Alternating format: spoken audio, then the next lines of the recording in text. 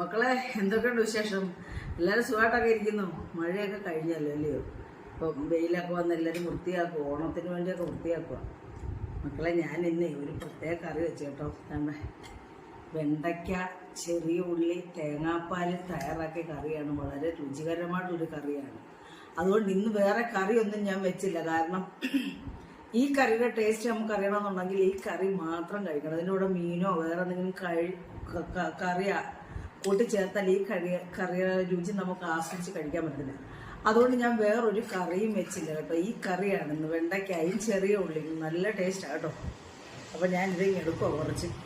ഇത് എരിവൊന്നുമില്ല, നല്ല ടേസ്റ്റാണ്. അങ്ങനെ പിന്നെ പാവയ്ക്ക, അതിൻ്റെ കൂടെ പാവയ്ക്ക മെഴുക്ക് വരട്ടി. അതേ വെളിച്ചെണ്ണയൊന്നും ചേർക്കാതെ വരട്ടിയതാണ് കേട്ടോ.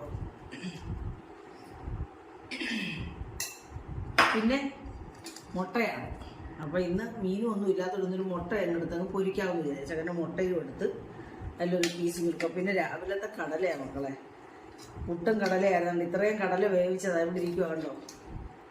ഞാനൊരു ശകലം കടല മാത്രമേ കൂട്ടിയുള്ളൂ. എൻ്റെ ഗ്രേവി ഒന്നും എടുക്കുക. എന്നാലും ഇച്ചിരി എടുക്കും. അത് കളയുന്നത് എങ്ങനെ അല്ലയോ? നല്ല നല്ല കടലക്കറി. അപ്പോൾ മക്കളെ ഞാൻ കണ്ട് ഈ വെണ്ടയ്ക്ക ഭയങ്കര ടേസ്റ്റാണ് കേട്ടോ. ഞാനങ്ങ് പൊക്കി പൊക്കി പറയുമല്ല.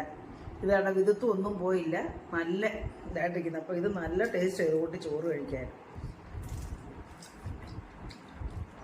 അപ്പോൾ ശരി മക്കളെ.